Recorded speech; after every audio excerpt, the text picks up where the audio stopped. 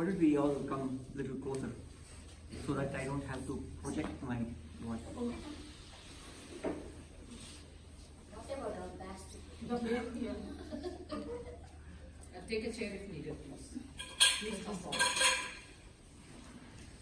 This is a serious session, please take a look.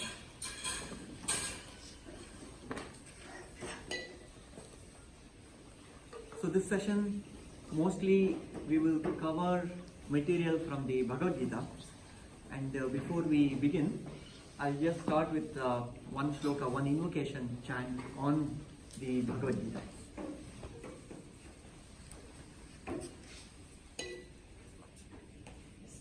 Om Parthaya Pratibodhitam Bhagavata Narayanena Swayam Vyasena Grathitam Purana Munina Madhye Mahabharatam Advaitamritavarshinim Bhagavatim Ashtadashadhyayinim Ambatvam Anusandadhami Bhagavad Gita Bhavadveshini. And gently let's open our eyes. I think this is one part of yoga that we didn't cover extensively. We hear Bhakti yoga, and one of the ways in which we can address certain levels of the Panchakosha, Anandamaya Kosha, for example, if we want to get in touch with that, one way to invoke or get in touch with that inner space of bliss is through bhakti, is through devotion. And even in the Patanjali's Yoga Sutras, people when they study the Patanjali Yoga Sutras, they miss this point about bhakti, because they talk about asanas, pranayama and all the practices that we do inside the yoga mat. But if we really examine what is the most important teaching that Patanjali gives in the Yoga Sutras, it is actually bhakti. Because the concept of Ishvara Pranidhana is mentioned in 3 different places in the Patanjali Yoga Sutras. So Ishvara Pranidhana appears in the Kriya Yoga. If you recall, Tapas Swadhyaya, Ishvara Pranidhanani, Kriya Yoga. The 3 aspects of Kriya Yoga, the yoga of action, involves tapas, which is intense practices for austerity or getting out of the comfort zone, that's tapas. And then Swadhyaya is self-study, and Ishvara Pranidhana is the devotion to Ishvara. The word Pranidhana is, in the commentary of sage Vyasa, he translates the word Pranidhana as Bhakti Vishesha. That means a special form of bhakti. And that's the subject we are going to talk about today. So, in Kriya Yoga, Ishvara Pranidhana is an integral part of it. And then in Ashtanga Yoga, Patanjali has nicely hidden Ishvara Pranidhana in one of the limbs of yoga. And I'm sure you know which limb, right? So let's have a little quiz. Where is this hiding? Niyamas. Yes. In the second limb of yoga, he has nicely couched the Ishvara Pranidhana as the last of the 5 aspects of Niyamas. And then Ishvara Pranidhana also features prominently in the first chapter of Patanjali Yoga Sutras, which is meant for expert practitioners or highly advanced practitioners of yoga, for whom the internal practices of yoga are relevant. In other words, they directly deal with the mind. They don't have to go through the body by doing lots of asanas and prepare the body first before they go into internal practices. Even there, Patanjali gives this practice of Ishvara Pranidhana. The sutra, anyone remembers the sutra? Ishvara Pranidhana Dva. Yes, that's one sutra. That means with Ishvara Pranidhana, devotion to God, is one of the ways in which you can remove the obstacles, get rid of the obstacles in the path of yoga. He gives several choices or several options for us that we can use, and one of the options is Ishvara Pranidhana. Now I'm mentioning this because the definition of sutra, if you recall what's the definition of sutra, one of the attributes of sutra is there should be no repetition. once a subject is covered, that's it, you move on. It's like capturing the bullet points. You don't want to repeat it again and again because you want to compress the content of that subject into as few words as possible. Alpaksharam, asandigdam, saravat, vishwatomukam, astobam, anavadyam cha, sutram, sutra vido viduhu. That's the definition of sutra. Sutra should contain very few words, alpaksharam. Asandigdam, it should have no doubt about its meaning. Saravat, it should capture the essence of that subject. Vishwatomukam, it should be a complete text. It's not a partial text that covers only a part of that subject. Vishwatomukam, it gives all perspectives on that subject. And then astobam anavadyam cha. Astobam means it should contain unassailable logic. It cannot be disproved. And in other words, they are axioms. They cannot be disproved. And anavadyam, that means it's not subject to repetition. Once a point has been made, then it should not appear again. But seemingly Patanjali breaks this doctrine here, right? Because Ishvara Pranidhana, he repeats in 3 different places in the Yoga Sutras. In 3 different contexts, of course. In the context of Kriya Yoga, in the context of Ashtanga Yoga, and in the context of what we can call the Raja Yoga in the first chapter of the Patanjali Yoga Sutras. So, because Ishvara Pranidhana has been repeated so many times by Patanjali, I'm sure you will agree with me that it's a very important practice in yoga, right? In fact, this is the only thing that he repeats again and again. So let us delve into what is Bhakti. We talk about Bhakti and people usually think of Bhakti as sentimentalism, like mood making, and we will see what Bhakti is as enunciated by Lord Krishna in the Bhagavad Gita. What are some of the things that will help us in the path of Bhakti Yoga? So that is the topic for today. That is the topic for today. That is still the topic for today. Oh.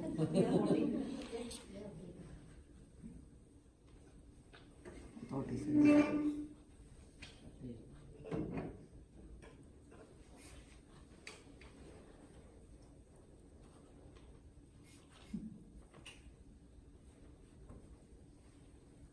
best of both worlds, yogic world and technology. I know. And yogic world doesn't fail, but technology always fails. Yes. Higher tech, remember I said that yesterday? That's true. Yoga is the best technology. Yes. Okay, good. So we're going to talk about Bhakti Yoga. So I'm going to start with this verse which appears in the 11th chapter of the Bhagavad Gita. 11th chapter. Anyone knows the chapter title of the 11th chapter? Vishwarupa Darshanam. In other words, this is one of the most central chapters of the Bhagavad Gita where a very climactic thing happens, namely Lord Krishna reveals the cosmic form to Arjuna. And at the end of that revelation, he tells Arjuna that in order to see the divine, in order to have an experience of divinity, you cannot achieve that through actions or through knowledge. In other words, limitations of actions and knowledge. You cannot obtain that result of experiencing divinity by just doing something, whether that doing is in the form of tapas or whether that doing is in the form of doing a lot of charity, doing good things, earning a lot of good merits, good karma. And if we think that this is what is needed for divine revelation, then Krishna says no, it is a mistaken notion. Action and knowledge have limitation. He says in this verse, Naham vedair na tapasa na danena na chejjaya shakya evam vido drashtum drishtavanasi mam yatha. Shall we chant this together? Yes. So I'll chant one segment and you can repeat it twice after that. Naham vedair na tapasa Naham vedairna tapasa. Naham vedairna tapasa. nadanena na chejjaya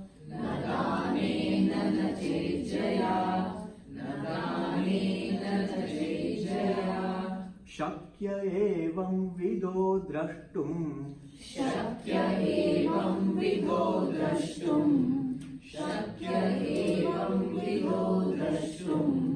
Drishtavanasi mam yatha.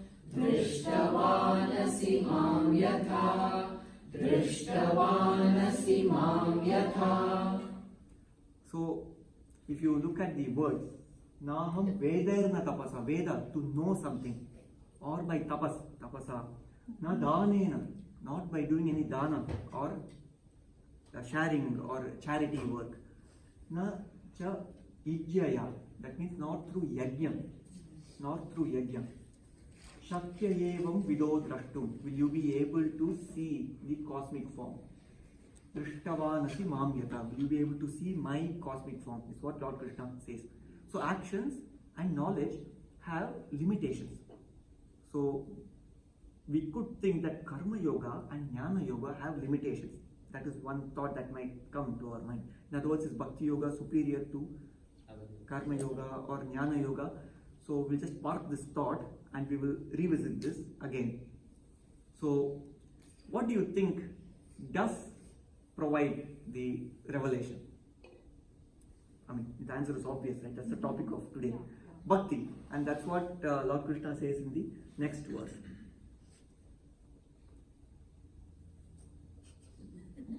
Okay.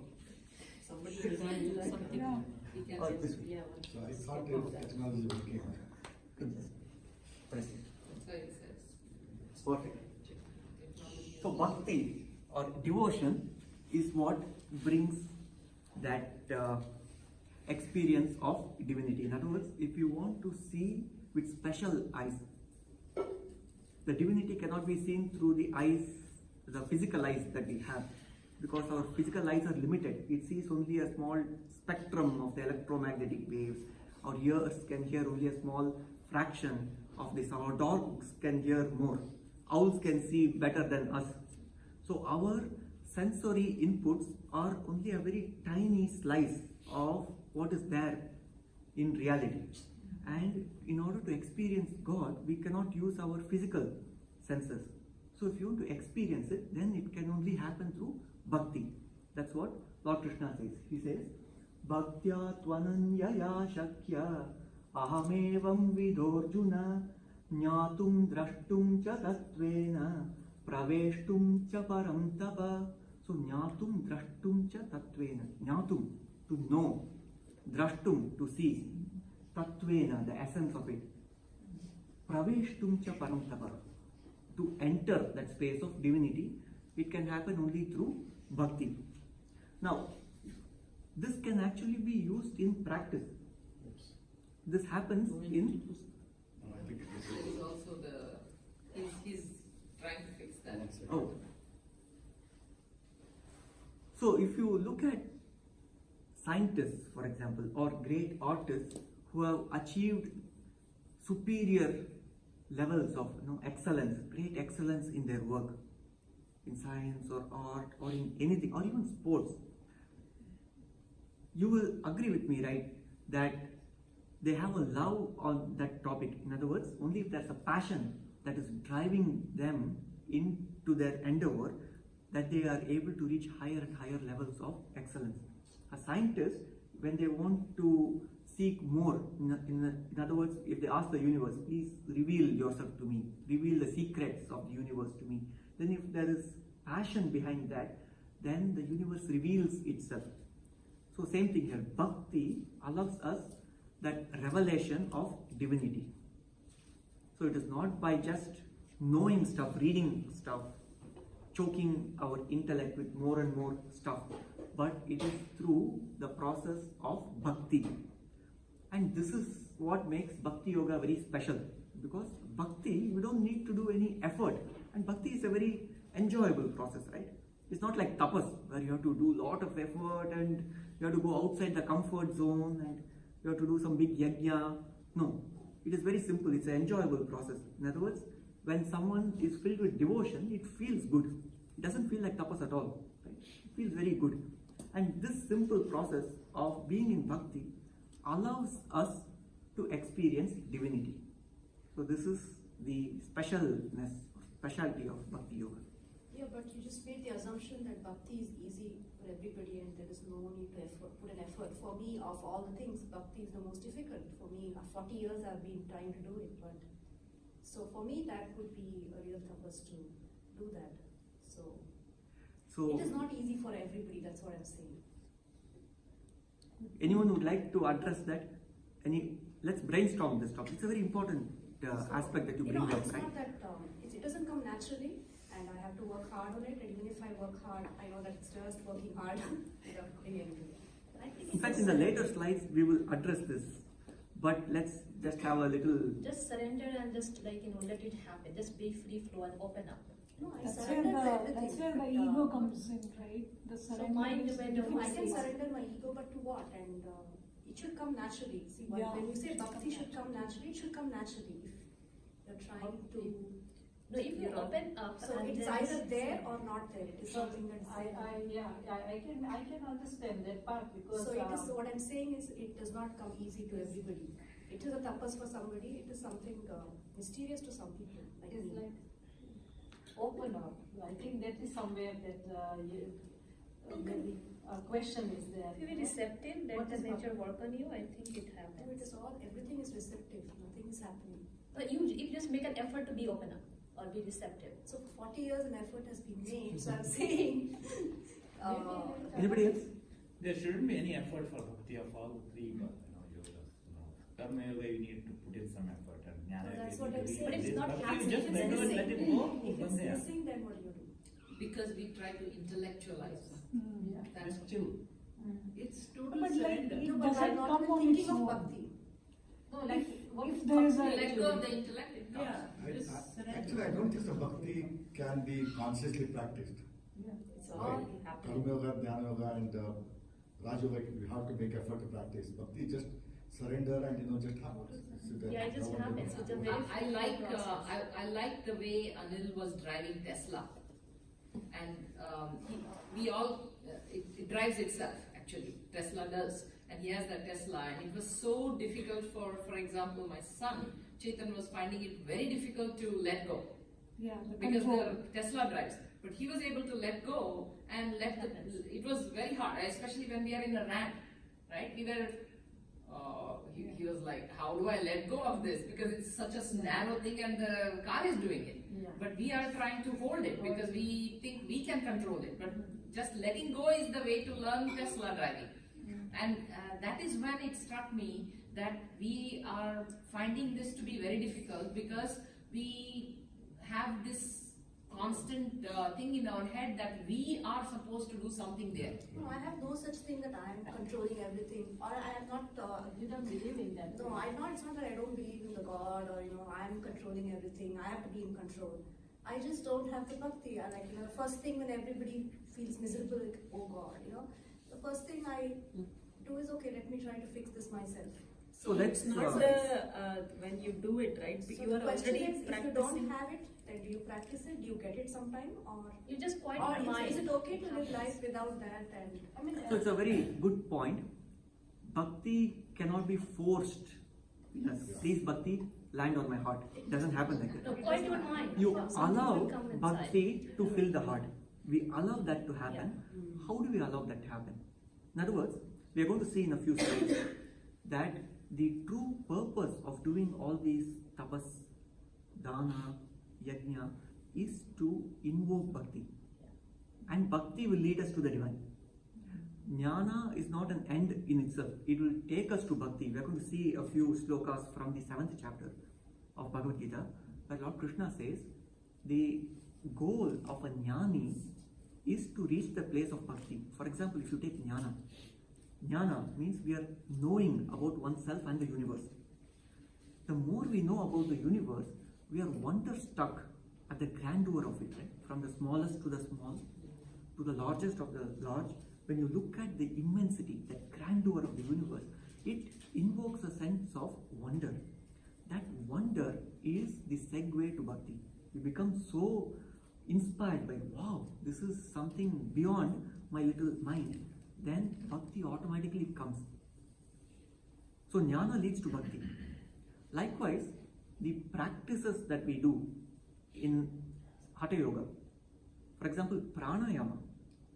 Pranayama, as Patanjali says, it removes the cobwebs from the mind so that the inner light reveals itself. The emotions become more and more refined, and the subtlest of emotions is bhakti. Devotion. So it slowly, the emotions get transformed and become the highest emotion, which is bhakti. If you look at the emotional spectrum, the spectrum of what the possible emotional states are in the human mind. So from one end of the spectrum, which is like depressed state of mind, and then you have the emotions of frustration or anger or taking revenge or just being contented or happy or super happy, like bouncing off the walls happy, and then appreciation, and the last of that, the most refined form of that is the bhakti, is devotion. Now, according to the scriptures, I forget the source, in one of the scriptures it says that the 6 negative emotions, namely kama, krodha, lobha, mada, matsarya, I think I missed one, moha. So all of these 6 are nothing but rotten devotion. In other words, it's the same energy, but when it goes through a crooked channel, it becomes one of these 6 distorted emotions. Distorted forms of love is what these 6 emotions are. For example, anger happens because we love perfection more than we love the person whom we are with. So it's the same love. We love perfection more than them. In fact, it reminds me of my yoga teacher. He once told me, no, I had a tough time learning Shirasasana, headstand. I was so afraid, I never, when he said, when he gave the instruction in the class, let's all do Shirasasana, I will attempt for 2.5 seconds and I will come down. I never put in any effort because I was so afraid. So one day what he did was, he came to me and he gave, in India, they do this. I don't suggest that we all do this. He gave me a nice slap, called tappad, whatever. And after 5 seconds, I was in Shirasasana. So that is one of the teaching methodologies that is employed widely in India. So the point is, he said at the end of the class, I love yoga more than I love students' fear. So anger is basically a form of distorted love. In other words, their love for perfection is more than the love for what is in front of them at that time. Love for objects more than love for people brings attachments. Right? So like that, if you examine each of the 6 emotions, the negative emotions, it's all bhakti only, it's all love only, but they are going through crooked channels. We are just plugging that source of the energy, namely bhakti, in various ways in which it's destructive to us. But in the highest form, in the most refined form, it is devotion. So when we remove all these cobwebs, when we do pranayama, it is said that bhakti will come automatically. Because pranayama removes all these, if you remember the sutra of Patanjali, tataha kshiyate prakasha avaranam. It removes all the avaranas, the cobwebs, so that when the prana flows in the straight channel without any distortion, then the emotional states become more and more refined. Bhakti automatically comes. So the devotion is love. Yes. And the reason why I don't use the word love is because it has a spectrum of interpretations, right? So the most refined form of love, which we could say is devotion. That's why I'm using bhakti. Because devotion, the name devotion for me was also back when I heard here that word devotion, then I back off. Okay? But yeah. Devotion is nothing but, we are going to see a little later. Devotion is nothing but seeing something valuable or seeing divinity in front of us, whether it is in the human being with whom we are interacting at that moment, or seeing the divine even in objects, like how a musician sees divinity in their instrument. It's a living thing for them, right? It's not just some vastu, it's not just an object. It is a living, breathing entity. Like that, when we see divinity in something, that is devotion. So this is the bhakti. what makes bhakti special. Now, all of us remember Sthita Pragya.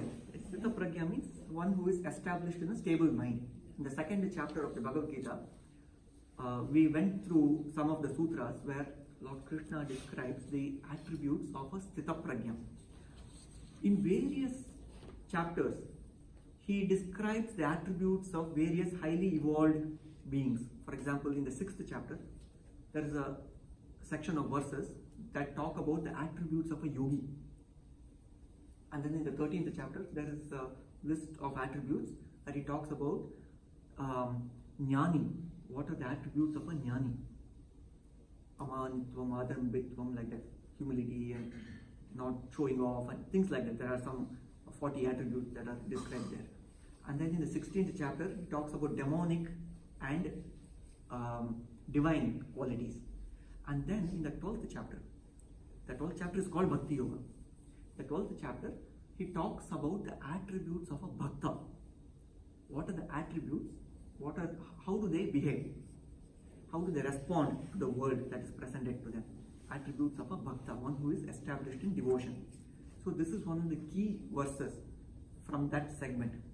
And this is one of the most famous verses, highly quoted verses in the Bhagavad Gita. It's from the 12th chapter, and this is sloka number 13. So I'll just chant it and then we'll repeat it.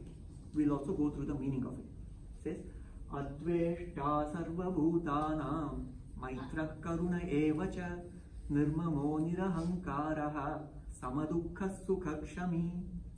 Shall we do a call and response? You can repeat twice. Adveshta sarva bhutanam Adveshta sarva bhutanam Adveshta sarva bhutanam Maitrah karuna evacha Maitrah karuna evacha Maitrah karuna evacha Nirmamo nirahankaraha Nirmamo nirahankaraha Nirmamo nirahankaraha Samadukha sukhakshami Samadukha sukhakshami Samadukha sukhakshami. So let us dissect this shloka and see what are the different attributes that are mentioned here. The first word is adveshta. Dvesha means hatred. It's a word that we have seen before, raga dvesha. Patanjali mentioned so many times in the Yoga Sutra. Dvesha is hatred or aversion. Adveshta means lack of aversion, lack of hatred. Towards what? Towards sarvabhutanam, towards all beings. Sometimes people make an exception, right? I'll be without hatred to everyone, but except this one person.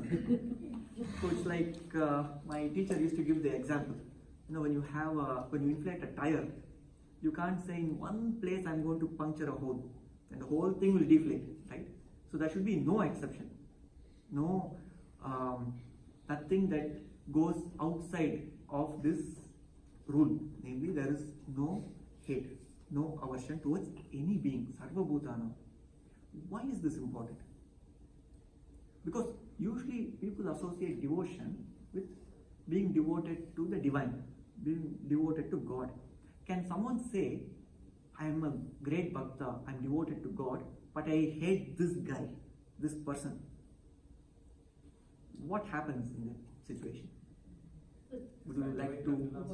Divine is the creator, and if he has created everything, and even you hate one person, that means you do not have the surrender or full love for the creator. Exactly. And in fact, Vedanta says, all beings in the heart, divinity resides. Yes. So when we don't see the divine in another, then that is when we start hating them, right? So when you see divine everywhere, then there will be no hatred at all. That is one thing. Another thing is, if we keep practicing hatred, in other words, if we encourage the samskara of dvesha, then what happens? The next time when we see that person, they will trigger, we will react with the emotion of hatred. We are just encouraging that to happen more and more. So why do we want to get into that path? Remember, distorted devotion is all these 6 negative emotions, right? Distorted bhakti is all these negative emotions. So why do we want to keep distorting it again and again? So just let go of all the hatred, let go of all the aversion. Adveshta sarvabhutana. And then Maitra Karuna Evacha. Maitra, friendliness towards everybody. Karuna, which is compassion. Evacha, etc. It is said, no, when you read these verses with Patanjali's Yoga Sutras, in other words, reading Bhagavad Gita alone is of course an excellent study. Reading Patanjali Yoga Sutras alone is an excellent study. But when we read both of them together, we see many things that are elaborated in one text from the other. For example, this Maitra Karuna Evacha, friendliness, compassion, etc. Patanjali actually expands in the Yoga Sutras. He talks about 4 qualities. You remember which one is there? Perfect. I think that deserves an applause. Can you say it louder? No, I don't know the whole words. The 4 words. Maitri, Karuna, Mudita, Upeksha. Perfect. So Maitri is friendliness. Karuna is compassion. What is Mudita? Happiness. Yes, happiness and appreciation. Appreciation. And Upeksha. Ignorance or ignore. Yes. Ignorance, yeah. Being indifferent. Yeah, Yeah. You remember when to apply what, right? exactly. Offer Maitri to people who are happy. Be friendly with happy people. Offer compassion to those who are in a space of dukkha. And then offer Mudita to those who are doing good work. And offer Upeksha or indifference to those who are engaged in destructive acts, because they know not what they are doing. So don't judge them by their action. That's what it means. Forgive their actions. So that is Upeksha. Maitri, Karuna, Mudita, Upeksha. So it is said that when you read both side by side, this Maitra Karuna Evacha is actually referring to, Patanjali expands that into Maitri, Karuna, Mudita and Upeksha. And then let's see the next one. Nirmamo. Mama means mine. It is mine. It belongs to me. Nirmamo means it doesn't belong to me. In other words, we don't consider anything to be, I am an owner of that. That ownership is now released. Now, how can we practicalize this? Right? Doesn't mean that tomorrow when someone comes, oh, you don't own that home, so I'm going to take it away. Right? No, we still have to be in a practical world and apply this. How do we release the ownership and still live a life where we are not, we don't fall a victim to such, pranks? Should use it with detachment. Yes. No, one way in which, okay, this is how my teacher used to explain. We elevate the concept of ownership to that of a caretaker or a steward. So in this lifetime, I am the caretaker of this body. People think I own the body. Body is mine. That mama, that mine. It starts with the body and then objects outside. And even to people, my kids, my spouse, etc. That ownership expands to things outside, right? But when we elevate ownership to that of a caretaker, I'm taking care of the body. This is very important to remember, because in yoga, one of the first things we learn is, I am not the body. But then people often misinterpret that as, if I am not the body, I don't need to take care of the body. Right? Whatever happens to the body, it's okay. I don't need to take care of the belongings that I have.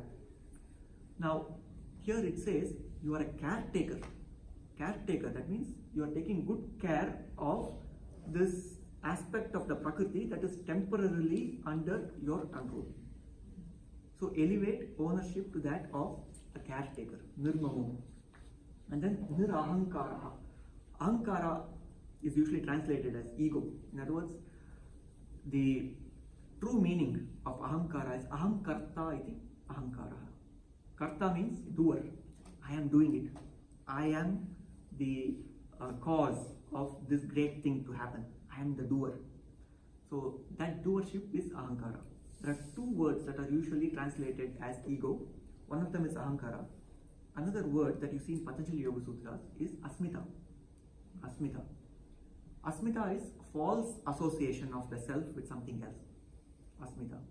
Whereas ahankara is I am the doer. The doership is ahankara. So although both are technically, you can translate them as ego, but there's a shade of difference. So nirahankara means let go of the doership. It's like going back to the example of driving a car. When we say that I am driving a car, it doesn't mean that we are using all our energy and then pushing the car and going from one place to another, right? We are simply guiding the car. The actual work is done by something else. You put fuel in the car and it moves. That energy, how it is controlled, we are guiding the car. We are not actually moving it. We are not the doer. The car is going on its own with its fuel. We are just guiding it. And in order to give clarity on that, Patanjali offers analogy in the 4th chapter of the Yoga Sutras. He talks about how when in the field, the farmers, when they bring water to their crops, they don't carry buckets and bring one bucket at a time.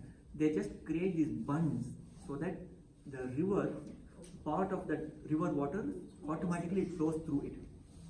So the farmer is not the source of the water. He just creates the channels for the water which is already flowing to flow through his field.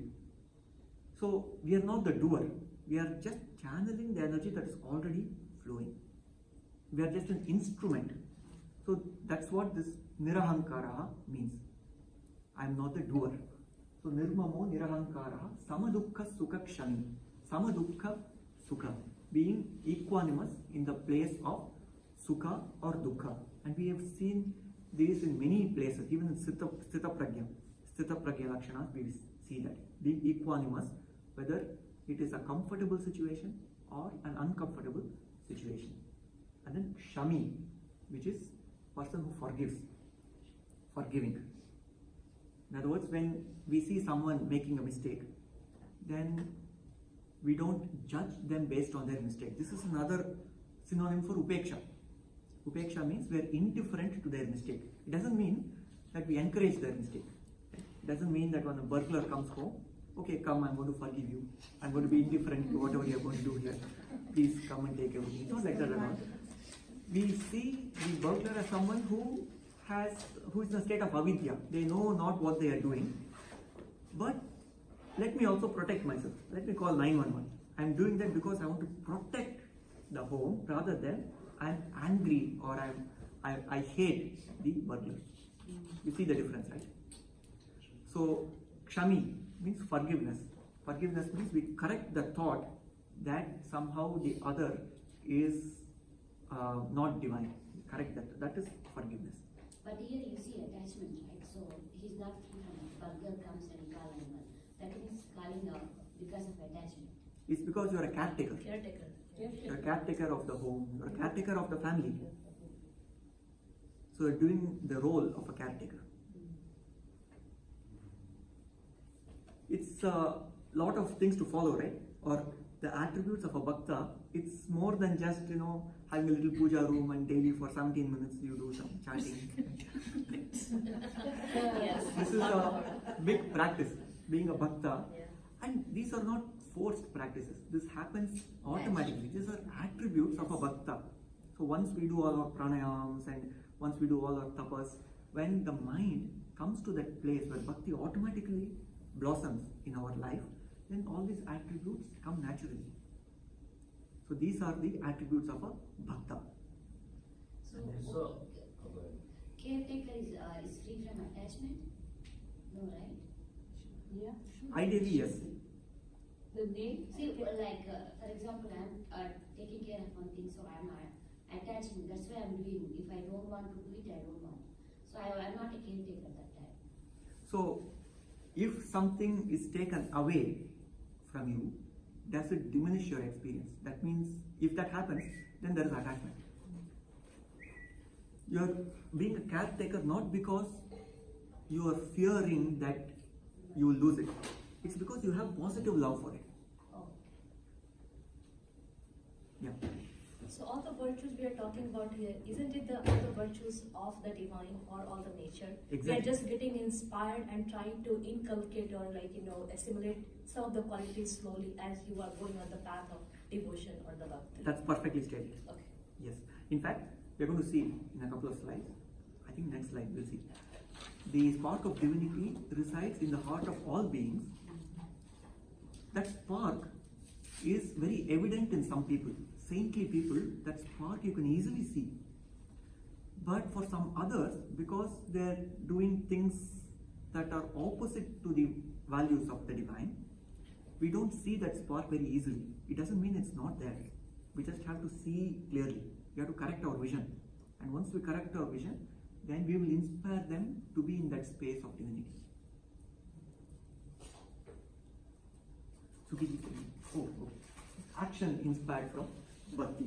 So once someone is in the space of Bhakti, does it mean that they will sit in one corner and always having, in that place of divine love, they won't do anything, they won't go to office, they won't bring money, they won't do their homework, whatever.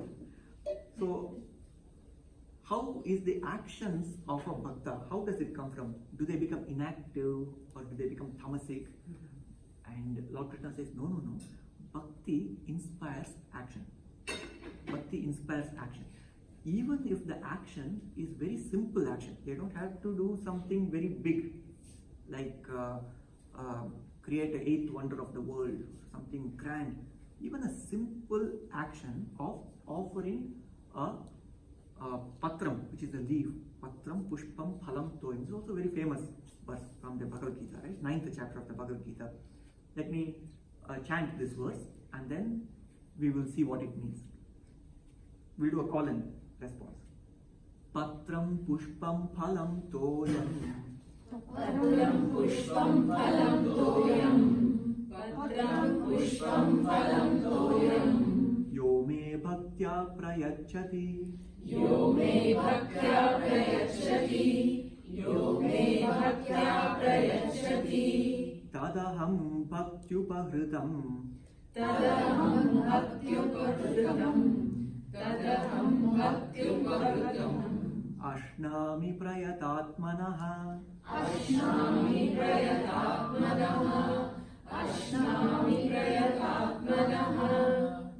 So what it says here is, even if the action is very simple, offering a flower or offering a leaf, patram, leaf, pushpam, flower, phalam, offering a fruit or offering water, toyam, if it comes from a place of love, if it is inspired from a place of bhakti, then it is very special. That will be received well by the divine. That will be blessed by the divine. The divine will receive it. This is a very powerful thing. We use the word puja, right? You know what it means? The word puja, if we actually expand, the meaning of the word puja is Purnat Jayate iti puja. Purna means fullness, full. When there is heart filled with devotion, Jayate means that which is born out of. The action that is born out of a heart that is filled with devotion is puja. Purnat Jayate iti puja. Nowadays we have reversed it, right? Give me this, give me that. That becomes our puja. In other words, the heart is not full. There's so much big lack in it and we are trying to fill that void. So that becomes puja. The demand is not puja. Puja means the heart is already filled with bhakti and we are expressing that through our action. That is puja. And this offering, even doing simple actions such as these, is a puja. And that will be received by the divine. So is a simple action giving leaf, flower, is it to somebody? To people or family? It could be anything. Anything. Any action, like giving a gift to somebody, or if you, for example, in the Ramayana, when all the army of monkeys were building that setu, that bridge, these squirrels also helped them, right? Not that they did a big amount of work and the major part of the bridge came from the few twigs that the squirrels used, right? But that was appreciated by the divine. You see, even a simple act, when it comes from bhakti, that is very special. That's what it means. And to address that a little bit more, I've read one commentary, I forget who was the saint who gave a different interpretation to this. In that interpretation, he takes it in a different perspective. Patram, if you see the word patram, pata means to fall. Pata is to fall. Like Patanjali, it comes from pata. Fall, Anjali, Patanjali. So, patram, what is in our existence that falls? It's the body that falls. Because at the end of this life experience, the body falls. So, patram is a synonym for the body. So, offer your body to the divine. That's what it means. You can have this interpretation also. Patram. Pushpam. Pushpam refers to that which is very soft. And what is soft within us? Which is our heart. Offer your heart to the divine. Phalam means offer all your karma phalam to the divine. So like that, you can give these various interpretations to all these seemingly simple activities.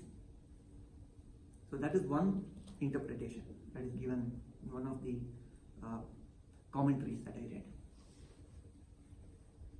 Now, what this shloka talked about was bhakti inspired action. Now the action, where does the action go?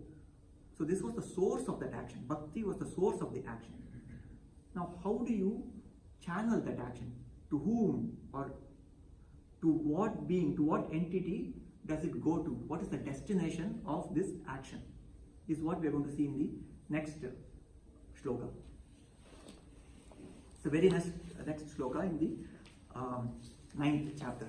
It says, Yat karoshi yadasnasi Yat karoshi yadasnasi Yat karoshi yadasnasi Yat juhoshi dadasi yat Yat juhoshi dadasi yat Yat juhoshi dadasi yat Yat tapasyasi kaunteya Yat tapasyasi kaunteya Yat tapasyasi kaunteya Tat kurushva madarpanam Tat kurushva madarpanam Tat kurushva madarpanam. So what it says is, Yat karoshi, whatever you do.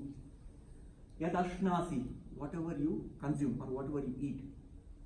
Yat juhoshi, whatever you do as yajna. Dadasiyat, whatever you give. So any action, he says, Yat tapasyasi kaunteya, whatever tapas that you do as well. Tat kurushvamad arpanam, mad arpanam, offer it to me, is what Lord Krishna says. In other words, you have the bhava, that feeling that I am doing this action for the divine. So although we may be doing to some particular individual, we may be doing some action. For example, we are at work. We are doing some work for the benefit of an organization or for a boss, whoever. Think that you are doing it for the divine. And it is not just a make-believe. It is in fact true, because ultimately in the heart of all beings is the divine. So to whoever we do it, we are actually doing it to the divine and have this bhava that I am offering these actions, these tapas, this dana, whatever, to divine. And this will elevate the quality of the action. Because when you know that you are offering something to the highest, you won't do a lukewarm job of it. You always want to do an excellent job of it. Right? Because you see divinity there, you don't want to do half-hearted effort. You will give your best. So that's what this shloka says. So the action is inspired from bhakti and the action flows towards the divine. That's what these two shlokas convey. It's very insightful, right? We'll go to the next verse.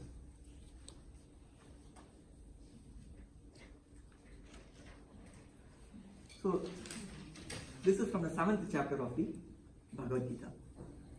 He gives a very interesting analysis of bhaktas. Who are the people who approach the divine, who turn their attention to divinity? He says there are 4 types of people. 4 types of people. Shall we see what the 4 types of people are? So he says, Chaturvida bhajante mam. There are 4 types of people who have that bhakti in their heart. We will chant the sloka first. Chaturvidha bhajante mam. Chaturvidha bhajante mam. Chaturvidha bhajante mam. Jana sukritinarjuna. Jana sukritinarjuna. Jana sukritinarjuna. Arto jignasurartharthi. Arto jignasurartharthi. Arto jignasurartharthi. Jnani cha bharatarshabha. Jnani cha bharatarshabha. Jnani cha bharatarshabha. So what are the 4 types of people? They are Artha, Jignasu, Artharthi and Jnani. These are the 4 types. So let's start with the first one, Arthi. Arthi means somebody who is distressed, somebody who is suffering. I read a quote recently, I don't remember the exact words, but it said something like, atheists are atheists until they experience some suffering. And when they are in distress, suddenly they turn to God. Oh, help me. They seek some source that is beyond them. When there is suffering, usually people suddenly realize, oh, I need to turn to God, or I need to ask for help. I need my attention towards the divine. Otherwise, it becomes secondary.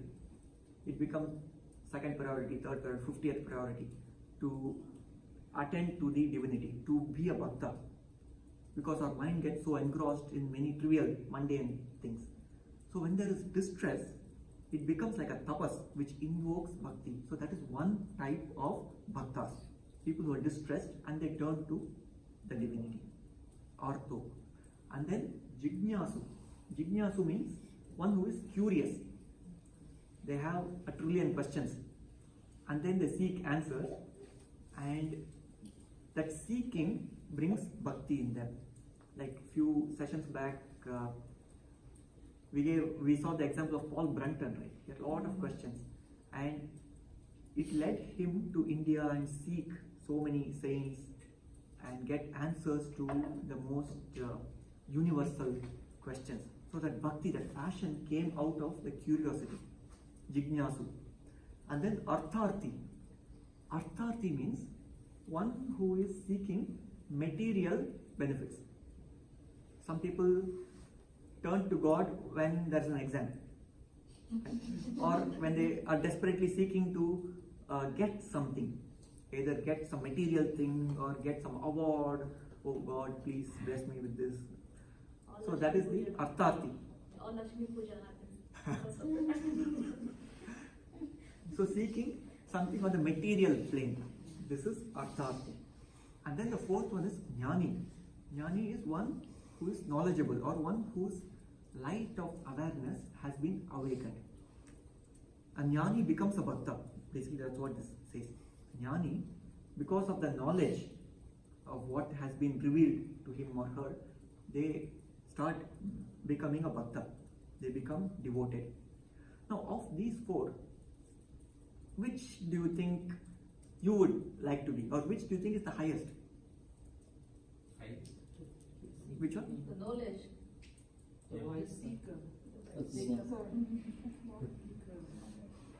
Many of you said jnani, right?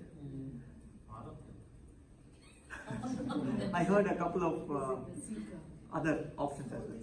But if you said jnani, then don't worry, Lord Krishna agrees with you. So that's what you will see in the next shloka. So the next shloka. So he says, Tesham jnani nitya yuktaha. Tesham jnani nitya yuktaha. Tesham jnani nitya yuktaha. Eka bhaktir vishishyate. Eka विशिष्यते एकभक्तिर्विशिष्यते प्रियो हि ज्ञानिनोत्यर्थम् प्रियो हि ज्ञानिनोत्यर्थम् प्रियो हि ज्ञानिनोत्यर्थम् अहं स च मम प्रियः अहं स च मम प्रियः अहं स च मम प्रियः. So what he says is, Tesham, of all these four types of bhaktas, Jnani Nityayuktaha. It is the Jnani, the knowledgeable one, who is eternally in that state of bhakti. Because if you look at, for example, the first one who is in distress, Artaha, they are in distress and they turn towards bhakti. And if God does some magic, some miracle, and the distress is gone, the next second they will forget about bhakti. Right? Because they got what they wanted, and then they will say bye-bye to devotion. And then they will wait till the next distress comes, right? So that is why in the Mahabharata, there is one place where Kunti, she says, Lord, give me a lot of distress, so that gives me more opportunities to think about you. So some people look for that. They look at challenging situations as an opportunity. It is kind of a blessing, right? Because only then we are awakened to something higher. Otherwise we go round and round in the same rut of the so-called life, the mundane living. So it is the jnani who is eternally established in bhakti. Tesham jnani nityayuktaha ekabhaktir vishishyati. Ekabhaktir. One-pointed bhakti is with jnani. And priyo hi jnaninotyartam aham sacha mama priyaha. The jnani is devoted to the divine, and the divine is also devoted to the jnani. So that's what it says. But if we find ourselves in one of the other three, don't worry. Krishna says even they are very special. That's what we see in the next verse. He says, Udara sarva evaite. Udara sarva evaite. Udara sarva evaite. Jnani tvatmaiva me matam. Jnani tvatmaiva me matam. Jnani tvatmaiva me matam. Astita sahi yuktatma. Astita sahi yuktatma. Astita sahi yuktatma. Mamevanuttamam gatim. Mamevanuttamam gatim. Mamevanuttamam gatim. So what he says here is Udara. Udara means generous, or exceptional, or high quality. This word Udara has been used also in Patanjali, in the Yoga Sutra. There is a sutra that goes, Avidya kshetramuttaresham prasukta tanu vichinna udaranam. Udara means generous. Generously, in that sutra, Patanjali says the kleshas, avidya, etc., raga, dvesha, abhinivesha, all those are generously expressed in some people who are not controlled their mind. So the word Udara means generous, exceptional. Sarvaye vaite. All of these four types of bhaktas that we saw, they are all exceptional. So it doesn't matter in which bucket we belong to, all of these four are very special. But what makes the jnani also special is that their goal is the divine, whereas the goal of the others might be some intermediary thing. They might be wanting to pass an exam, or they might want to pass the oral exam with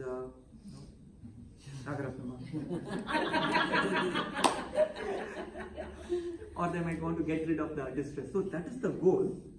But then for a jnani, there is no intermediate goal like that. It is not a fringe benefit they are looking for. The true benefit, the true objective is the divine for the jnani. And then the next verse. The next verse is also very famous, very highly quoted verse. It says,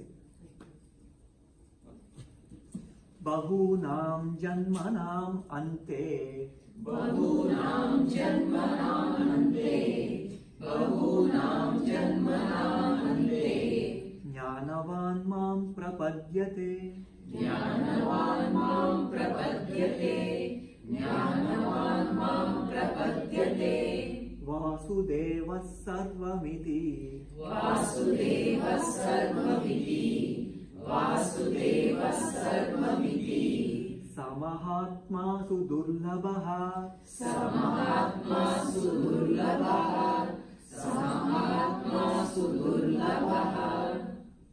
So what Lord Krishna says here is how to become a jnani. Usually it takes multiple lifetimes. Bahunam janmanam ante. Anta means at the end. End of what? Bahunam janmanam.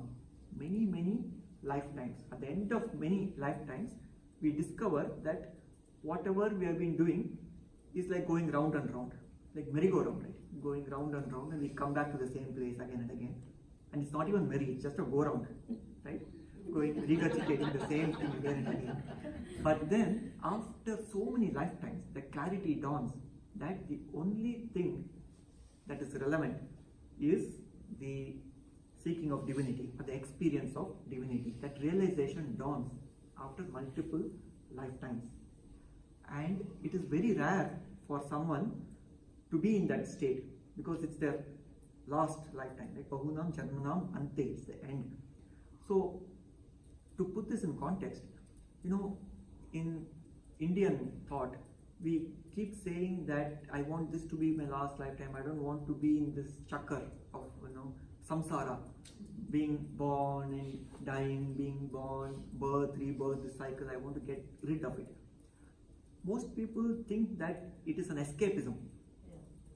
There's a lot of suffering in this world, so I want to escape from this journey. But we can turn it around.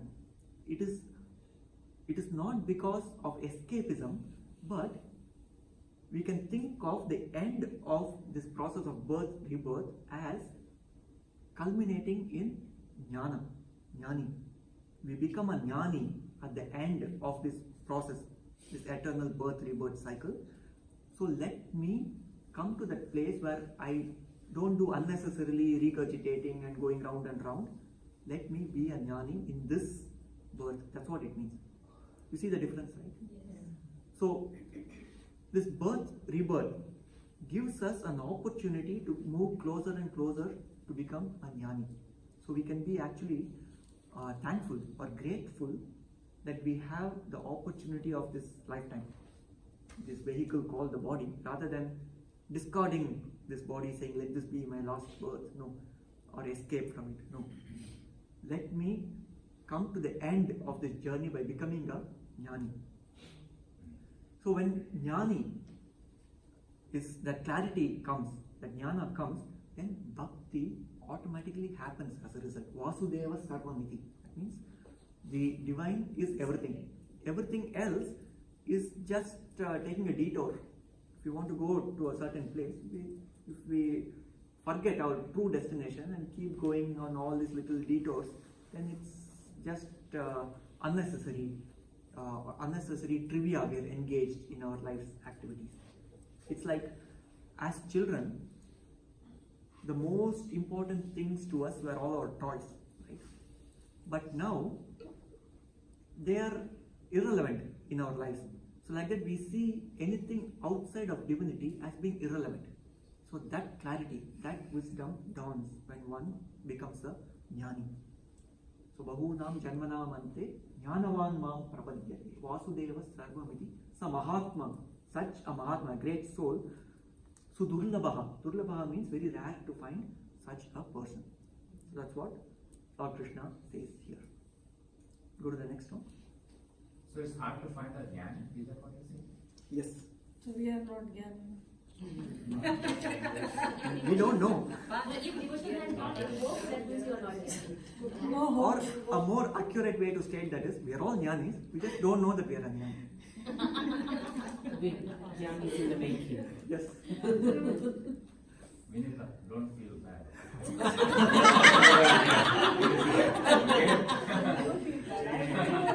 We are all going to be jnanis soon.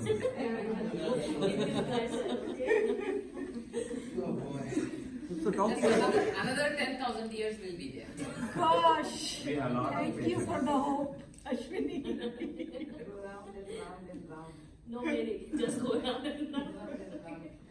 so talking about jnanis, right? But the positive thing I see is at least You have at whatever level you are right now, there's little chance of a sliding back. So any other life that's coming next, hopefully we are already one step above and we can take off from there. So By the way, that that would be a very thought, hopeful thing. that Think thought of the 10,000. is actually addressed in the 6th chapter of Bhagavad Gita. Arjuna asks this question.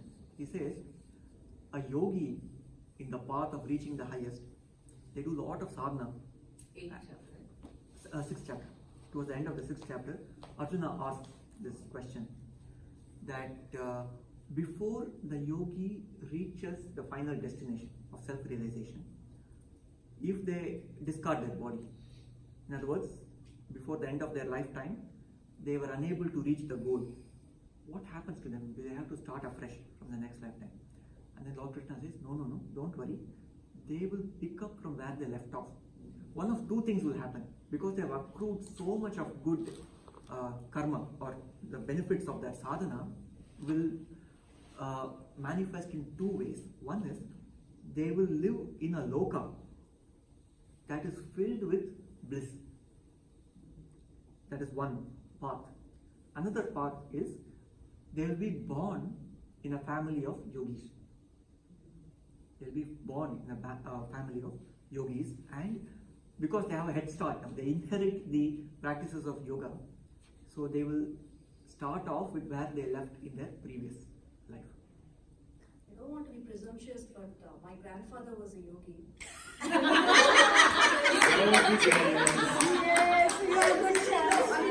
Really, he was the one who inspired me. I saw him in Shavasana one day and read down. That was the time somebody told me that he's not dead. Don't worry, he's doing yoga. So then I used to peek on him and figure out what is he doing. And so that is how I became curious. So you don't have 10,000 years. One day you will just invoke, okay? Take us along.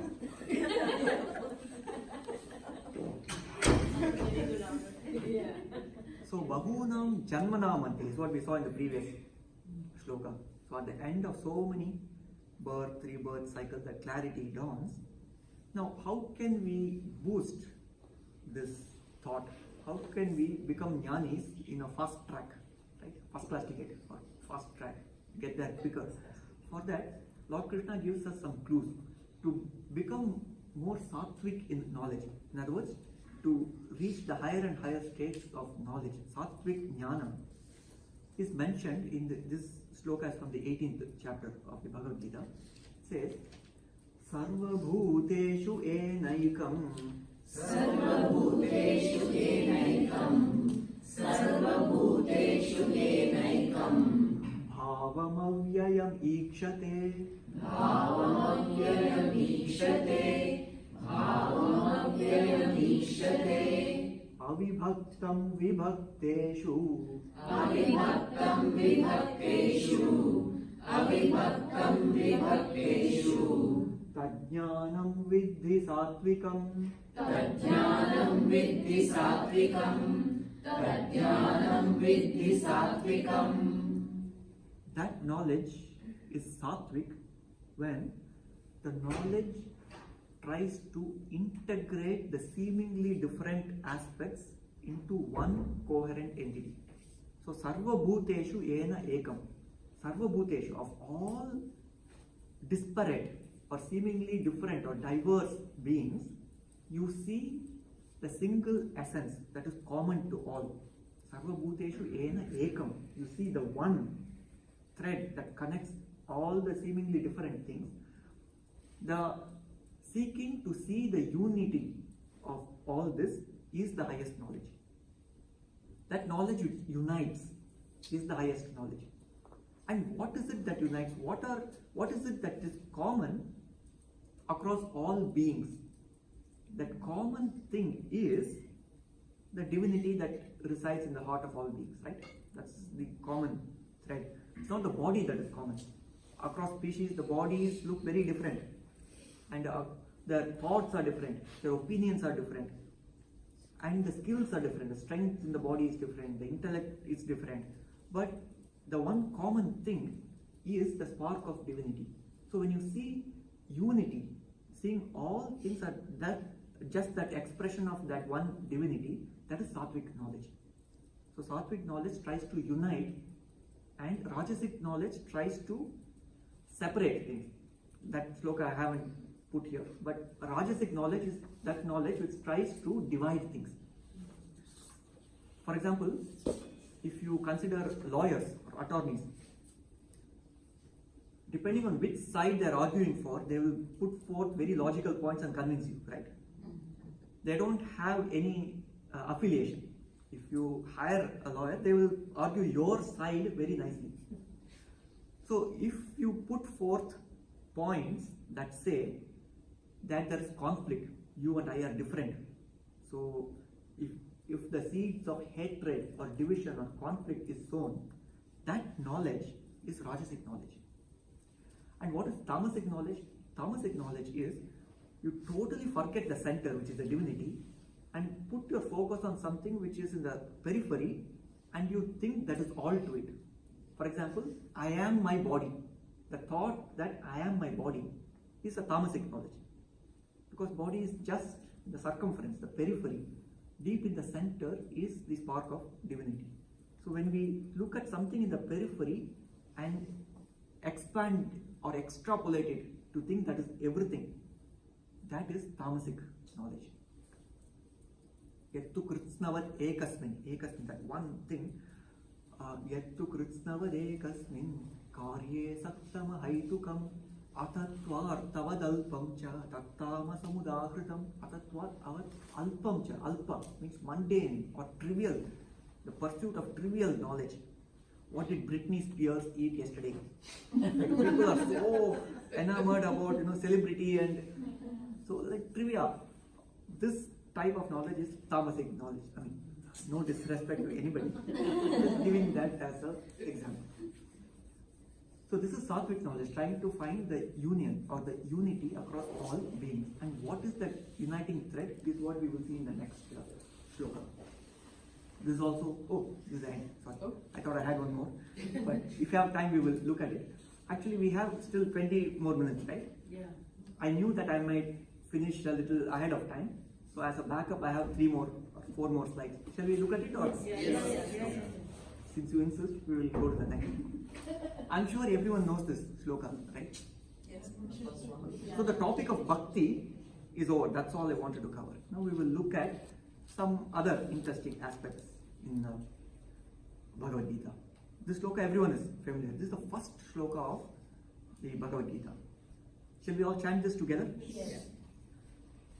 Dhritarashtra uvacha Dhritarashtra uvacha Dharmakshetre Kurukshetre Samavetaयुयुत्सवः Mamaka Pandavaschaiva Kimakurvata Sanjaya.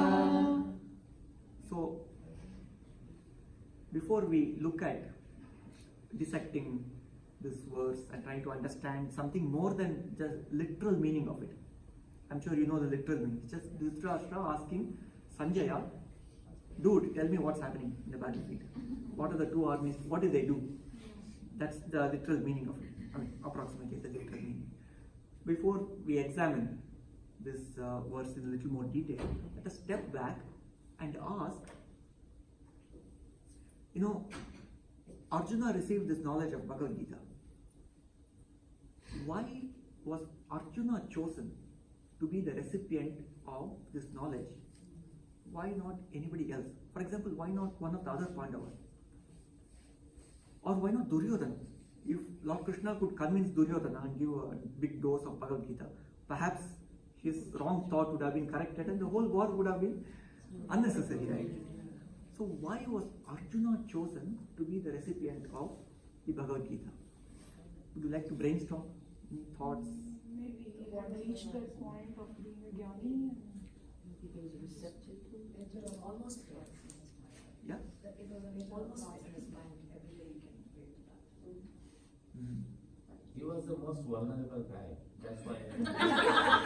He did the most. That's how the whole thing. He said, I can't deal with this. Receiving recipient of, like, he was open to, and more impactful.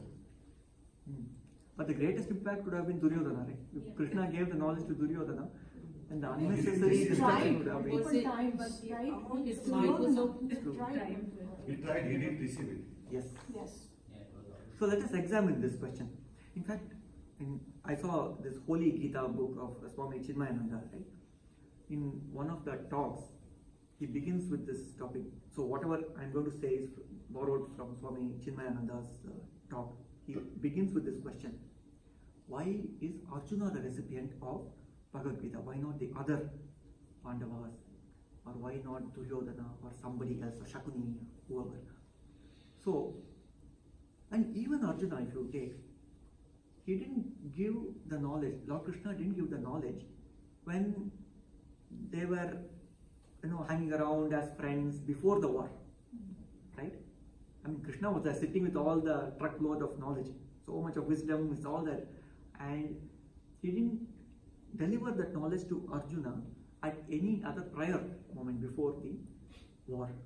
So there's something special about that event that triggered this conversation. And so Swami Chinmayananda says, one of the first, there are three reasons why Arjuna is the recipient. Would you like to know what Swamiji said? So the first reason is, Arjuna had a question. In fact, it was not just a question, it was a huge dilemma, whether I should choose this option or this option. It was not just a curiosity question. It was a dharma sankata. That means, should I choose this or that? It was a life or death situation. The answer to that question was so valuable, or he was seeking it with so much intensity at that point. I think in Bible there is a verse, right, that says, ask and it is given. It is given only when you ask. And Arjuna asked only at the battlefield. If he had asked in one of the previous times, Lord Krishna would have happily given that knowledge. But he did not ask, right? In fact, in the 11th chapter of the Bhagavad Gita, Arjuna says this. He says, Sakheti matva prasabham yaduktam he Krishna he yadava he sakheti. That means Sakheti matva. I am thinking of you as just my friend. I didn't ask you all these big questions, and I'm now regretting that I just thought of you as an ordinary person and I behaved with you just like a simple friend. So for that, please forgive me, he says. So he could have asked, and Lord Krishna could have easily given that knowledge. And if you look at the other four Pandavas, none of them asked. Right? So Yudhishthira, for example, he was already clear in the mind what is dharma and what is adharma. He already had the answer, so there was no point in asking that question. Right? You see the point? Yes. And thankfully there was one confused guy, and all of us are benefiting. Right? If everyone was Yudhishthira, there will be no Gita, and we'll be studying nothing. So can we say like Arjuna was more like a normal human being or average human being? A human being with a question. Question that was very close to his heart. Dharma Sankata question. So we are also in that kind of situation every day, right? So, Yes, but is it throbbing? Is that question throbbing in our heart, or is it just a curiosity question?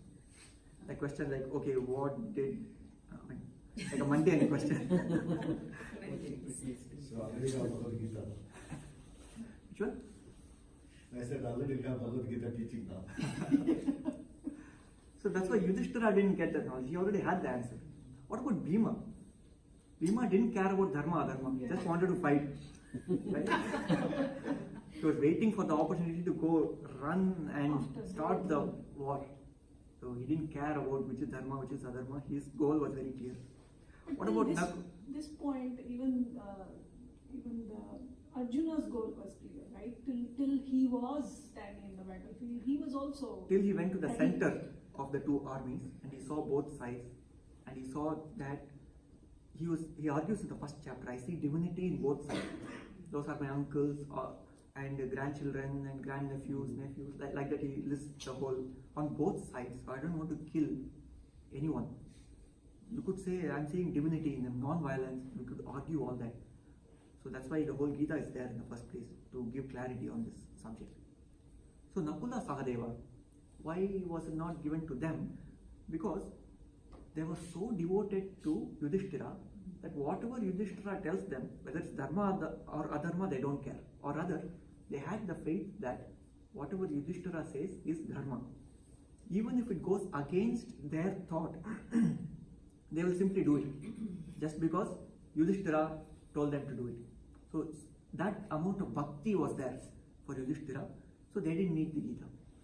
Right? And what about Duryodhana?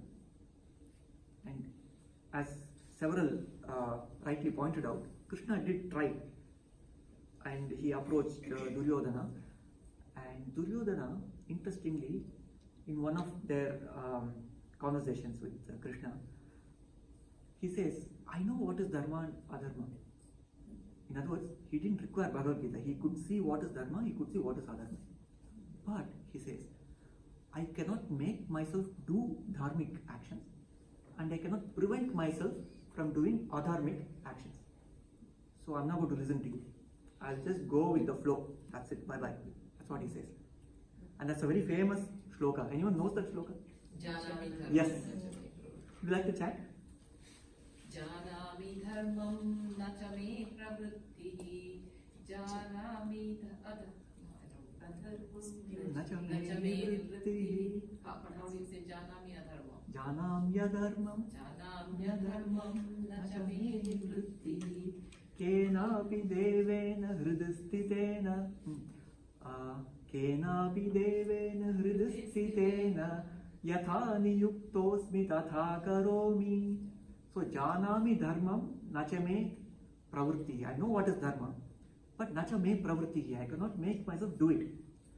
And janami adharmam. I know what is adharma. Nachame nivritti. I am unable to prevent myself from doing it.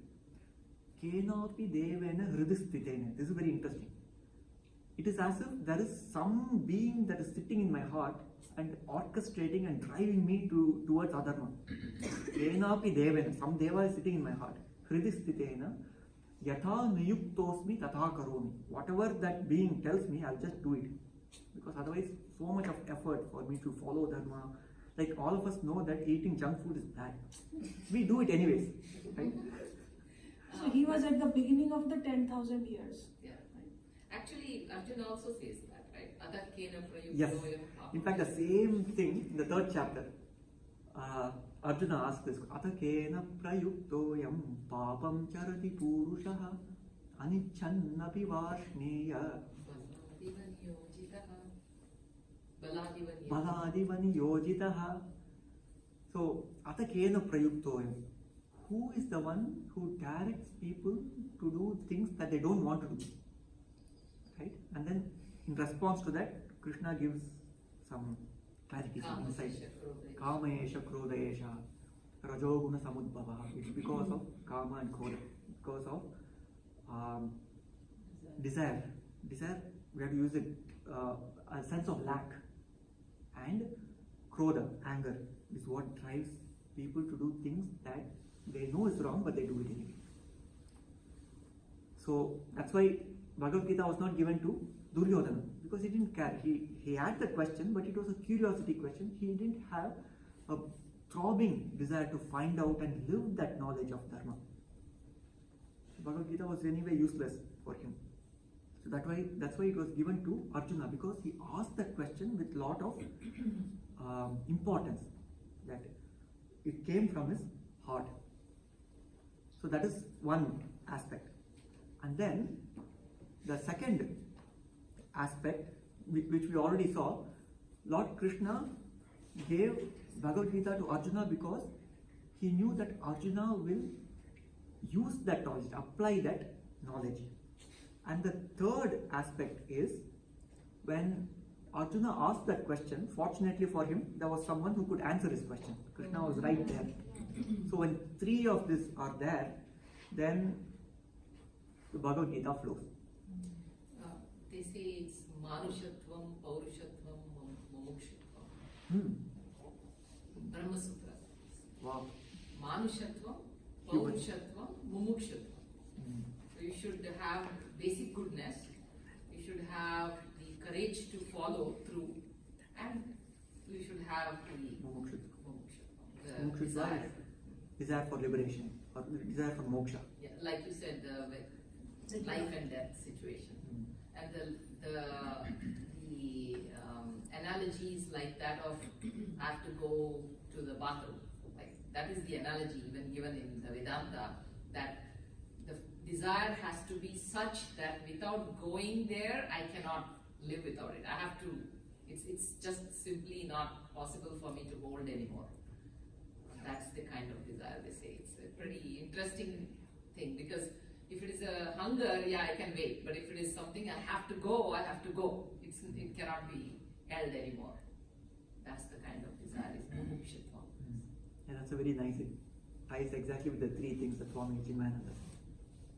Yeah. I have a question. Is it any text or Mahabharata explain what is the inner voice, Duryodhana, which will lead to adharma, following adharma? Because he's also a human being. He is also brought up in the royal family. And do you think it was influenced or bringing up by the Rashtra, or is something else that was trying to do? I mean, that drive that comes from within, Yeah. that makes one Make it do adharma, things follow they the- know is not correct Yeah. or adharmic. Yeah. I don't know of in Mahabharata, but in the Yoga Sutras, and especially Vyasa's commentary on the Yoga Sutras, there is some insight that he gives. So our samskaras, our habits, it appears to us as if it is coming from a voice from within. Like, the basic reason why we feel driven to doing adharmic things is because there's a conflict within. One voice says, okay, don't eat junk food. Another voice says, it's like a good and evil, they're fighting, right? In pictures you will see it. So when there's this conflict, that conflict is a symptom of lack of yoga. Yoga is union, they are not united. So disunion, you have two different conflicting voices, and we pick one or the other, and you just say that one of them is the deva or some inner voice that is coming. It's nothing but the samskara. The other reason I could think of is based on all the sequence of event happened. Shakuni could be the one who was kind of instigating him, kind of guiding him in that direction, because he has reason to do that against Bhishma, right? So because he was always listening to him, and his goal was to somehow bring down Kauravas, Pandavas in any way he can. So you're saying that Duryodhana's, that inner voice that was driving him was Shakuni's voice. Yeah, Shakuni is basically he was So guiding him. can someone influence to that level? Right. Yes. I mean, even his dad. Can I just try to answer that? I mean, just through my own life, nothing to do with the Bhagavad Gita. It is always your ego, and anything that massages your ego and ties it and gives more strength to your ego. So here, Shakuni was giving strength to the Duryodhana's ego. So it's easier to blame, and if you do not think of Duryodhana as Duryodhana, but as many Duryodhanas we have experienced within ourselves, right? Every day we have a Duryodhana trying, a game going on within ourselves. And always there's a Shakuni to blame. Okay, it's my child, he was irritating me, and so I got angry, and so it's my child. But what happened? You felt good when you, now you're blaming your child, that Shakuni. But what happened when you got angry? It was felt good to your ego, you felt powerful, you felt in control. Beautiful. So, Very nice. So there is no Duryodhana outside, and you should not be so harsh on Duryodhana, because we are Duryodhana each and every day in many small ways. We don't recognize that. So it was not Shakuni who made Duryodhana do the things that he did. It is already in him, and whenever he did that, it was whatever you call it. It has different names or samskaras or whatever. Something was fanning his ego and making him feel really good. And every time we have had that, right? The good angel in us saying, "Hey, don't do it." But then, how many times have you let the good angel? I mean, at this point of time in our life, many times the good one wins out. But still, the That who bad- is going to influence is important, right? Because we have both To face in to our. some matter, maybe to some extent, like maybe up to you're 20 years old, 25 years old. After that, you slowly start realizing that.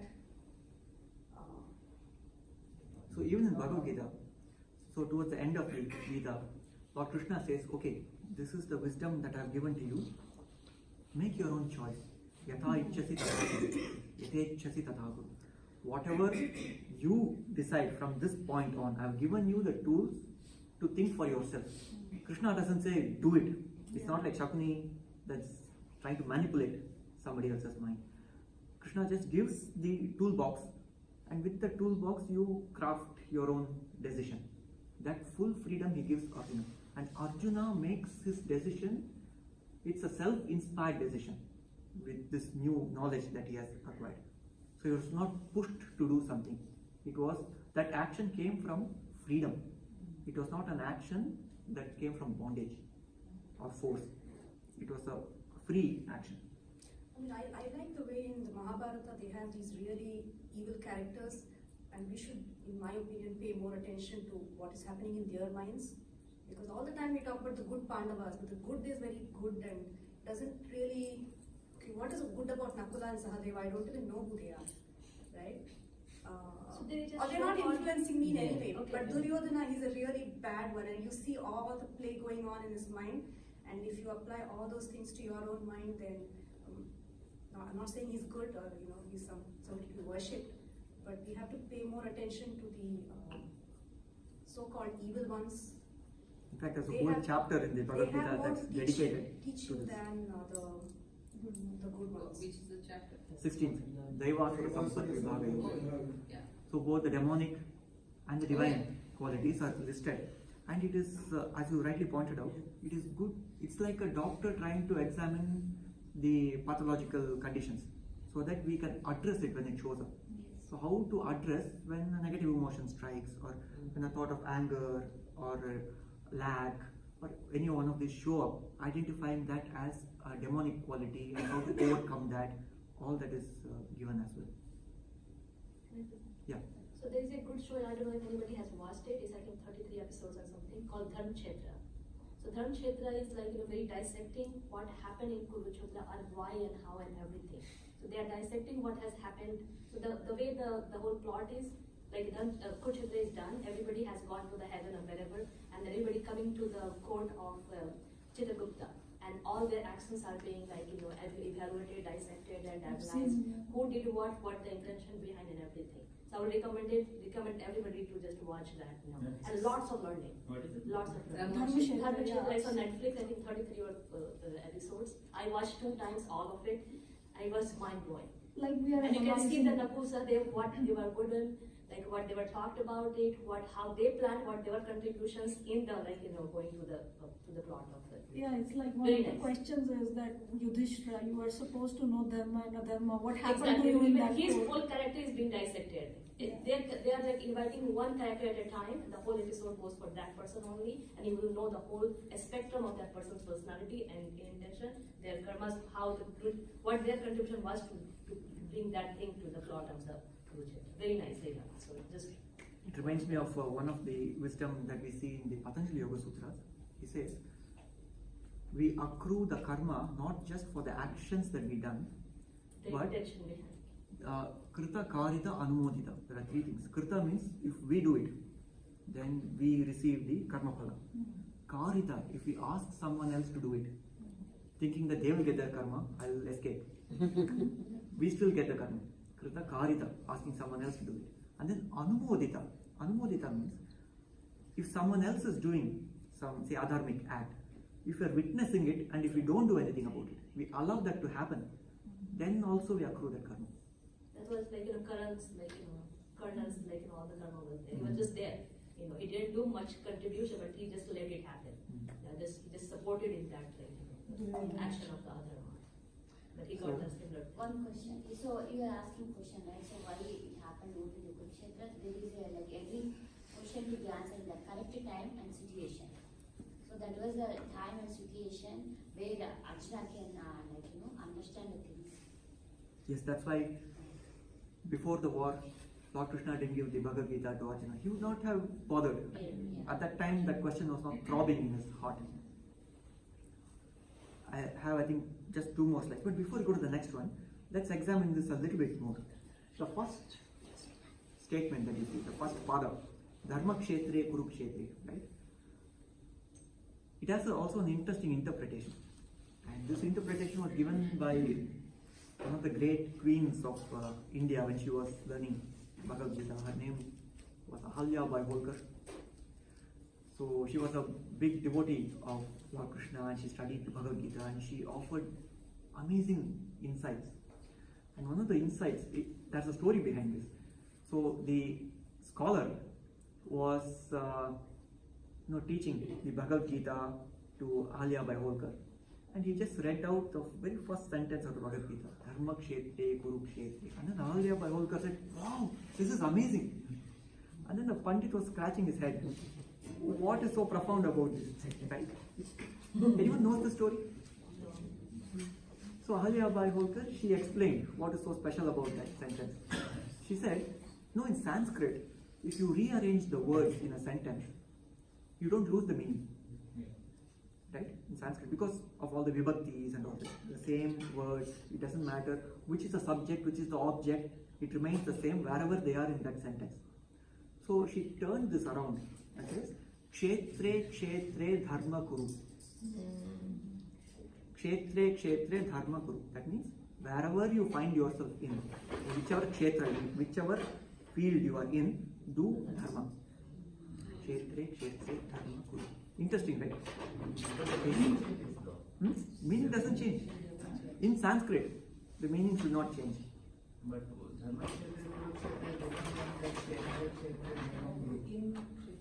so Dharma Kshetre, Kurukshetre, that meaning can be interpreted in so many ways. You could see the literal meaning in the place called Dharma Kshetra and Kurukshetra, in the place where Dharma is being done. There, what is happening between the two armies. But when you rearrange the sentence, perhaps some hidden meaning will come out, will emerge from this perspective. Like that, there are many places, Gita Rahasya it's called. There are many of these verses. If you turn it around, some new hidden meaning will just show up, it will pop out. So this is one hidden meaning. In the very first verse, it's there. Kshetre, Kshetre, Dharma Kuru. Whatever place you find yourself in life, do Dharma. That's very amazing teaching, because some people say, I will be truthful when it is comfortable to speak the truth. Right? But I'll make an exception when I file the tax. Or, things like that. I'm not saying anybody is doing that. People take these, white lies, or thinking that, okay, most of the time I'm doing dharma because it's easy to follow dharma. But then when it comes to practical daily life, sometimes we give ourselves the license. But here the teaching is, in every kshetra, do dharmic action. That is a very profound teaching right there. So, yeah. One other interpretation also can be, I have heard this, Kuru means to do. Kurukshetra, and dharma is dharma. So the kshetra of action is the kshetra of, should be the kshetra of dharma. So Kurukshetra is the kshetra of action, which actually is the mind. Mind is where we design all our actions. Dharma, that is a dharma kshetra. So the Kurukshetra of the mind is the dharma kshetra of the mind, in which these Pandavas and Kauravas, they play the game. Like what Vinuta was saying, that we have Duryodhana in us, we have Yudhishthira and Arjuna in us, and we have Sri Krishna in us. So the Kurukshetra of the mind is the dharma kshetra of the mind, in which all this happened. It's another interpretation. Very similar to the interpretation by Paramahamsa Yogananda. If you read his commentary, he actually gives physical interpretations in the body. Who is Krishna in the body? Who is Arjuna? Who are the Kauravas? Like that. It's very interesting. So many interpretations by so many great saints. Also, it is kind of ironic that he is starting off with dharma maybe he has a guilt feeling, I don't know. Why That's is a he very good talking point. about- Let's examine that. You know, maybe inside something is poking him, and either he's scared or maybe he knows the outcome in some way. So he starts with the first word as dharma. In fact, the first word of Bhagavad Gita is dharma, right? Right. Dharma kshetri, dharma. Anyone knows the last word of the Bhagavad Gita? Guru. Mama. Yes. Mama Anyone Dharma knows means the- Bhagavad Gita. Yes. That's what it is. So last word is mama. So if you take the first word dharma, the whole Bhagavad Gita expands what is mama dharma, what is my dharma. Bhagavad Gita seeks to bring clarity. It expands this topic of my dharma. What is my dharma? And that's the question that was throbbing in Arjuna's heart. Right? So another interpretation also I've heard is Mama Dharma. If you really look at each of these people, right, Shakuni or Duryodhana, or everybody stood for their own dharma, and we view this something as good, something as bad. And if you really visualize everything, like for example, even Duryodhana, by Kannada poet Ranna, right? Ranna, who said Suyodhana, used to call him Suyodhana, and that is, he said, the way he analyzes the whole Mahabharata and says how much injustice has gone into the whole clan, where Pandavas were given the kingdom with the right, that is Pandu, as opposed to the blind king, Dhritarashtra, and how he takes that builds up, how crime is actually built by the society itself. So it's not, he's simply a manifestation of what all wrong has gone in the history. So that he brings, and then he brings his Duryodhana's character.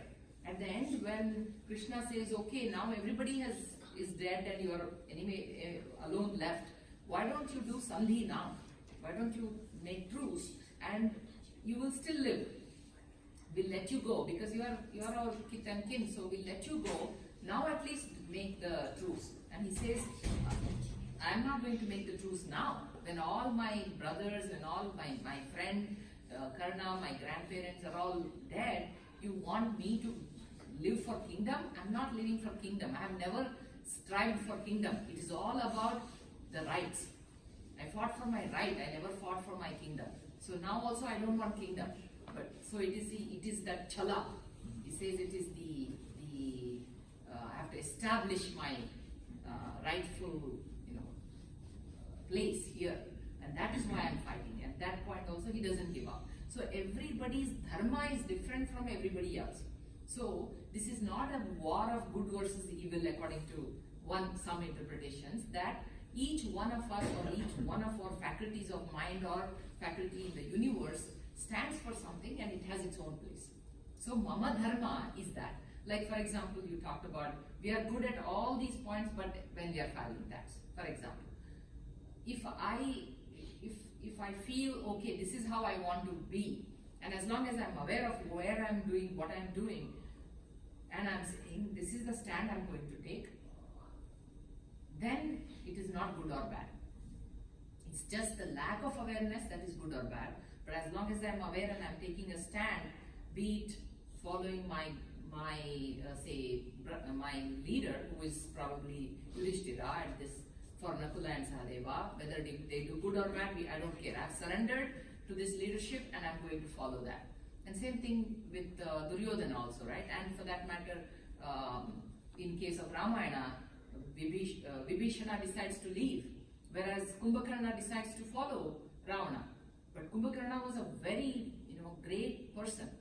As a person, he was just very good person. But he says, my allegiance is to the king and I'm going to do that, what he says. And he wants the king everything. He knows it's adharma. Very clearly he knows it is adharma. But his dharma is to follow that. Same thing with Bhishma. He knows very well what is being done is adharma. But his allegiance is, I have taken this oath and I'm following. So nobody can judge anybody based on simply an action.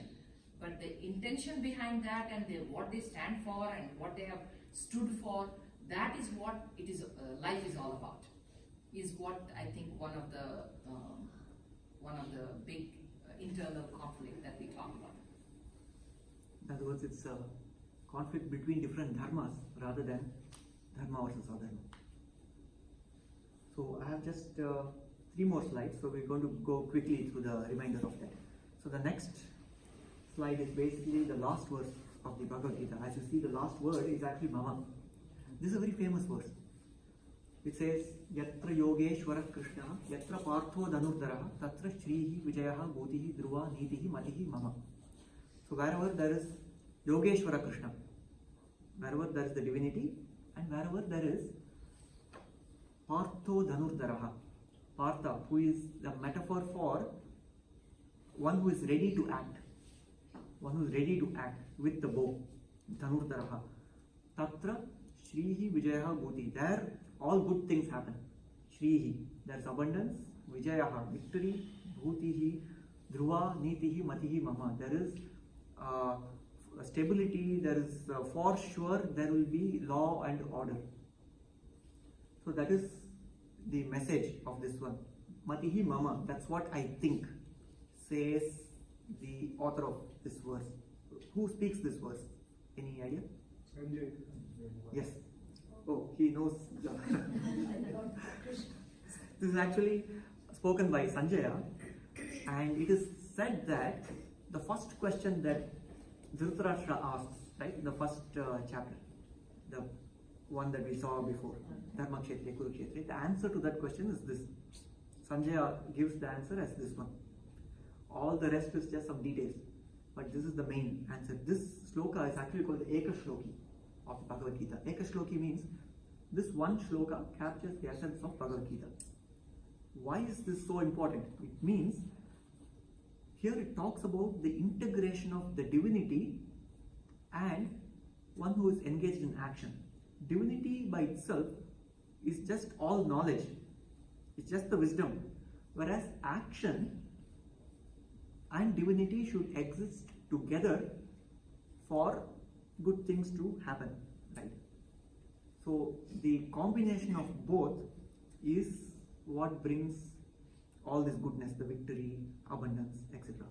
So this is actually regarded as the Eka Shloka, which is the most important message of the Bhagavad Gita, it is said. And just a couple of things I will mention and I will conclude in the next verse. So we saw Dharma Kshetre, Kurukshetre. The Kshetra word is actually defined in the 13th chapter. Idam Shriram Kaunteya Kshetramitya Vidiyate. Kshetra, the word Kshetra is nothing but our own body. Idam Shriram, this Sharira is the Kshetra. And there is something called Kshetrajna, which means the knower of this field, which is the awareness that resides within this body. What we call our identity. Who am I? That is the Kshetrajna, the knower of this field. So there are two entities. Kshetra, the field, is nothing but our own body. And Kshetrajna, which is the knower of the body. Who am I? The answer to the question, who am I, is Kshetrajna. And in the next verse, Lord Krishna says, Kshetrajnam chapi mam vidhi sarva kshetreshu bharata. So the divinity resides in all kshetras, sarva kshetreshu bharata. And I want to highlight the second line, very important, this one. Kshetra kshetrajnayor jnanam yatta jnanam matam mama. That means Kshetra kshetrajnayoho jnanam. The knowledge about kshetra, which is the body, and the kshetrajna, which is the self, are both important in the complete spiritual inquiry. Usually when we talk about spiritual inquiry, the question that comes up is inquiry of who am I, right? But then here Lord Krishna says that question is incomplete. We also need to inquire about what is this field, what is this body, what is this prakriti, and so forth. So if we take these two together, then we could formulate the main spiritual inquiry into 4 points. This is something that I cooked up based on this verse. So the next slide, which is the last slide, you will see there are 4 fundamental questions we can think of. One is, of course, the Kshetrajna. Who am I? And the second is, where am I? Because this answers the question, what is the field? What is the field in which I am in? Where am I? And then why am I where I am? What got me into this place, in this context in my life experience? So examining that will help us guide or steer our way to better places that we seek, rather than things that we just don't like in that context. In other words, it will empower us to greater clarity. Why am I where I am here in this position? And then, what is my response to where I am? In other words, now that I am here, how do I respond to this place? Remember, kshetre kshetre dharmam kuru. In this kshetra that I find myself in, what is the dharmic action that comes from me at this moment of time? So who am I is just one aspect. That's what I just wanted to bring about. The inquiry about where I am, and inquiry about the body also. When we talk about anatomy, knowing that I am not the body, sometimes people ask, oh, in a yoga class, we know that I am not the body, but why are we talking about all these 206 bones and how many vertebrae are there? Unnecessary knowledge. But Lord Krishna says all this is important. Knowledge about the kshetra is also very important. So thank you for your enthusiasm and attention. I know it was pretty long. It was exactly 2 hours and 1.5 minutes. So, now I'll hand over to Bhakti.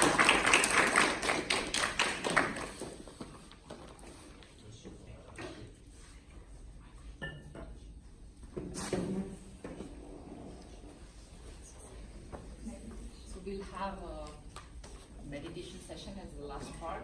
We did this in the morning and then we were so impressed, she's going to repeat that. Sukhi. Come closer because you will enjoy more when you hear the music, and if you are far away, the room is too huge for us to hear. Please, we can share the mat.